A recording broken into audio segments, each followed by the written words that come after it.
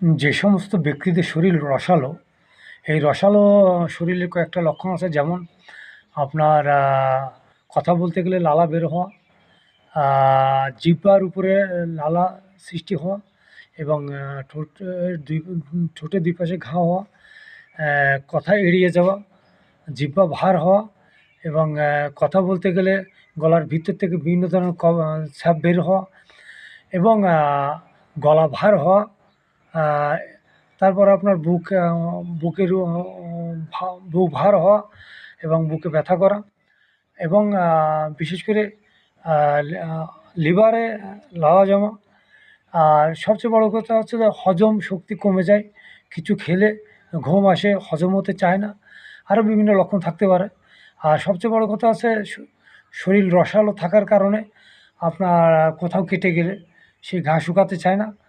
আর চা, কফি এবং ঝাল, এতে এমন একটা গুণ সৃষ্টিকর্তা দিয়ে দিয়েছে যে যদি চার মাত্রা যদি বেড়ে যায় এবং ঝালের মাত্রা বেড়ে যায়, সেক্ষেত্রে আপনার রসালোর যে সমস্যাটা ওইটা কমিয়ে আসে, সুগারটা কমিয়ে আসে, হজম শক্তি বেড়ে যায়, ঘুম কমে আসে, লালাগুলো আস্তে আস্তে কেটে সেটা পায়খানা দিয়ে এবং গলা দিয়ে বের করে শরীরটাকে সুস্থ করে রাখে। জিহ্বার থেকে যে লালাটা সেটা আস্তে আস্তে কেটে বের করে দেয়, কথাগুলো স্পষ্ট হয়।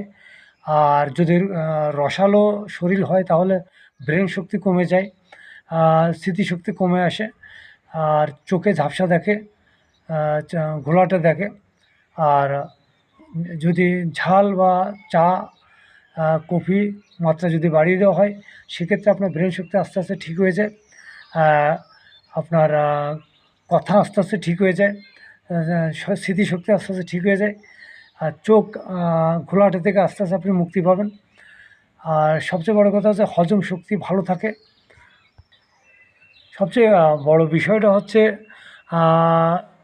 রসালো খাবার হচ্ছে শরীর রসালো থাকে, আর তার মধ্যে চিনি হচ্ছে প্রধান, চিনিটা হচ্ছে প্রধান, মিষ্টিটা হচ্ছে প্রধান, আর শরীর কড়া রাখে হচ্ছে চা, কফি এবং ঝাল। তাই শরীর যাদের কড়া, এদের প্রস্রাব আটকে যায় এবং প্রস্রাব অনেক সময় লাল হয়ে যায়। আর সুগারের মাত্রা অর্থাৎ চিনির মাত্রা বেশি থাকলে সেটার ধারণ ক্ষমতা কমে আসে, পানিটাকে ধরে রাখতে পারে না। এই কারণে শরীর থেকে বিভিন্ন ধরনের ক্যালসিয়াম প্রস্রাবের সাথে বেরিয়ে যায় এবং ঘন ঘন প্রস্রাব হয়। এটা হচ্ছে ব্যবধান। ধন্যবাদ ভাই, সবাই ভালো থাকবেন আর সুস্থ থাকবেন।